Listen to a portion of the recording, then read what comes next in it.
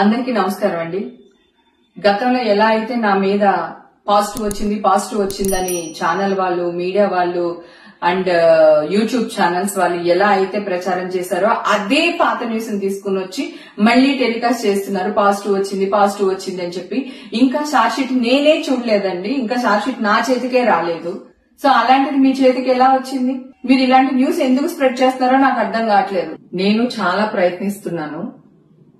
ఈ మధ్య కాలంలో ఎన్టీవీలో మళ్లీ న్యూస్ యథావిధిగా చేస్తున్నారు. ఎన్టీవీతో నాకున్న ప్రాబ్లం ఏంటంటే అక్కడ క్రైమ్ రిపోర్టరు రమేష్ వైట్లా అని చెప్పి ఆయన ఉన్నారు. లాస్ట్ టైం కూడా పుడింగ్ ఎలిమెంట్ విషయంలో కూడా ఇట్లానే రాంగ్ న్యూస్ వేశాడు అతను. నేను ఎన్టీవీకి వెళ్ళాను, అక్కడ ఎవరు లేరండి, చౌదరి గారు రాలేదన్నారు. సరే అండి అని చెప్పి అతని నెంబర్ తీసుకుని ఆయనకి ఫోన్ చేశారు, రమేష్ వైట్లకి ఫోన్ చేసి, ఏమండి నేను లేను అక్కడ, నా న్యూస్ వేయకండి ప్లీజ్, నా పేరు తీసేయండి అన్నా. మాకు పోలీసులు ఇచ్చారు, మేమెందుకు తీయాలని కొంచెం గట్టిగానే అరిచాడు ఆయన. అరిస్తే సరేనండి నేను మాట్లాడుతున్నాను, మీరు అరుస్తున్నారు, సరే మీరు ఎక్కడున్నారు చెప్పండి, నేను అక్కడికి వచ్చి మాట్లాడతాను అన్నా. Okay, Banjara hills police station దగ్గర ఉన్నాను రండి అన్నాడు. సో నేను ఇమ్మీడియట్ గా car Banjara hills police station కి వెళ్ళాను. వెళ్తే అక్కడ అతను లేడు. అక్కడ వాళ్ళందరినీ అడిగే మీడియా వాళ్ళని, ఏమండి రమేష్ వైట్ల ఎక్కడున్నారు అంటే లేదండి వెళ్లిపోయారు అన్నారు. అంటే నేను వస్తున్నాను అని చెప్పిన తర్వాత కూడా అతను అక్కడి నుంచి వెళ్లిపోయాడు. ఓకే, తర్వాత నేను అక్కడ అరిచాను, ఎట్లా ఎన్టీవీ వాడు న్యూస్ వేస్తాడు నా పైన, నేను అక్కడ లేనని చెప్పేసి అడగడం జరిగింది. అది మీ అందరికీ తెలుసు. ఇప్పుడు కూడా అదే విధంగా మొన్న ఒక అతను ఫోన్ చేశాడు, ఎక్కడి నుంచి, ఎన్టీవీ నుంచి మాట్లాడుతున్నామండి, రమేష్ వైట్ల గారు మీకు ఫోన్ చేయమన్నా, నేను వాళ్ళ అసిస్టెంట్ ని అని అన్నాడు. ఓకే ఏంటమ్మా అని అడిగా. అంటే అదే మేడం ఏంటి విశేషాలు, ఏంటి ఈ న్యూస్ గురించి మాట్లాడదామని ఫోన్ చేశానంటే నేనన్నా, ఇప్పుడు వరకు నన్ను అడిగి న్యూస్ వేశారా, మీ ఇష్టం వచ్చినట్టే వేస్తున్నారు కదా, నాకైతే నేను తీయించుకున్నది నెగిటివ్ వచ్చింది, అక్కడ కూడా నెగిటివ్ వచ్చింది, అయినా మీకు కోటిది వద్దు నాది వద్దు, నేనే మీ దగ్గర వస్తాను ఎన్టీవీకి, మీరు నా టెస్టులు చేయించండి, చేపిస్తే ఒకవేళ పాజిటివ్ వచ్చింది అనుకోండి మీ కాల్ పట్టుకుని క్షమాపణ అడుగుతాను, అదే నెగిటివ్ వచ్చింది అనుకోండి మీరేం చేస్తారో చెప్పండి అని చెప్పి నేను గట్టిగానే మాట్లాడానండి అతనితో. మాట్లాడితే అది కాదు మేడం, ఇది కాదు మేడం అని చెప్పేసి అతను ఫోన్ పెట్టేశారు. ఓకే, ఇమ్మీడియట్ గా నేను ఛాలెంజ్ చేయగానే ఛాలెంజ్ యాక్సెప్ట్ చేయకుండా పెట్టేశారు. కట్ చేస్తే మళ్లీ సేమ్ హేమకి డ్రగ్స్ తీసుకుంది, దానికి ఇవి వచ్చింది, మళ్లీ పాజిటివ్ వచ్చింది అనే వేస్తున్నారు.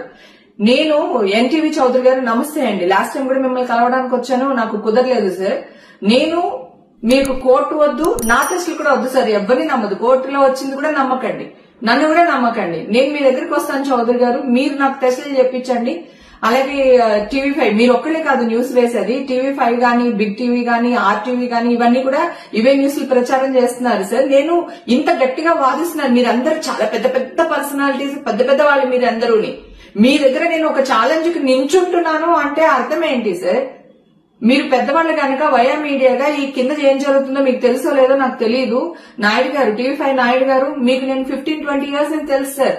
గతంలో మీ ఇంటి పార్టీస్ కూడా నేను వచ్చాను, ఫంక్షన్స్ కి వచ్చాను, మీకు నా గురించి బాగా తెలుసు సార్, నేను ఎలాంటి దానిలో తెలుసు.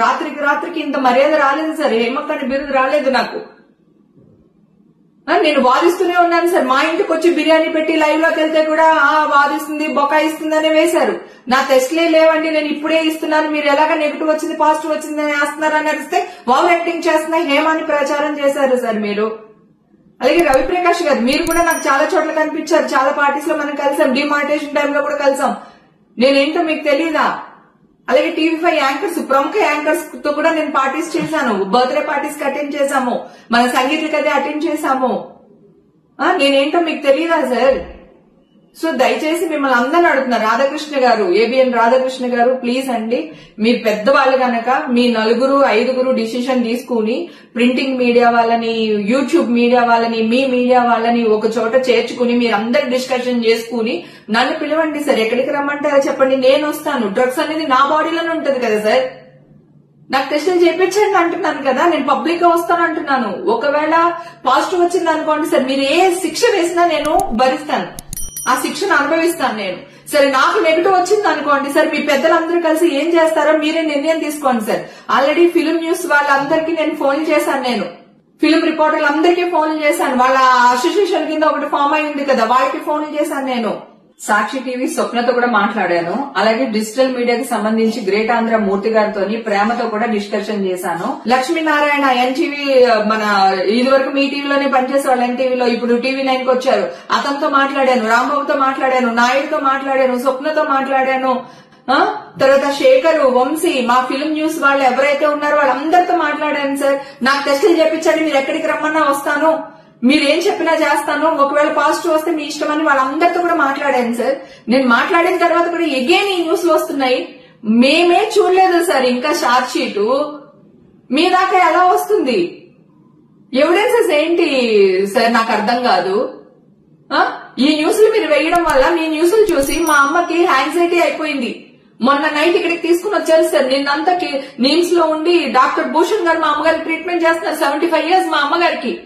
ఆవిడకి 2 కిడ్నీలు పనిచేయవు సార్, 70% పనిచేయవు ఆవిడకి. బ్లైండ్ లో క్లాట్ ఉంది దానికి.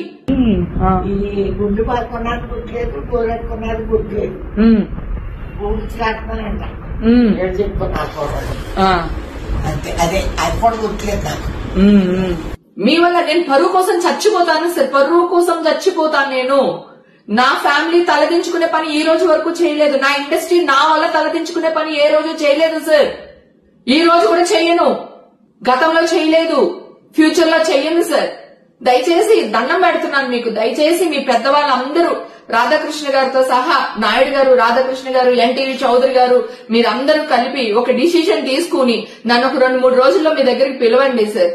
పిలిచి నాకు టెస్టులు చేయించండి. కోర్టు వద్దు, ఏమొద్దు, మీరు టెస్టులు చేయించండి. నేను రెడీగా ఉన్నాను. నేను మీకు అందరికీ సారీ చెప్తాను సార్. మీరు ఏ శిక్ష ఇచ్చినా అనుభవిస్తాను. అలాగే నాకు నెగిటివ్ వస్తే నాకేం న్యాయం చేస్తారో చెయ్యమని అడుగుతున్నాను సార్ నేను. Thank you sir.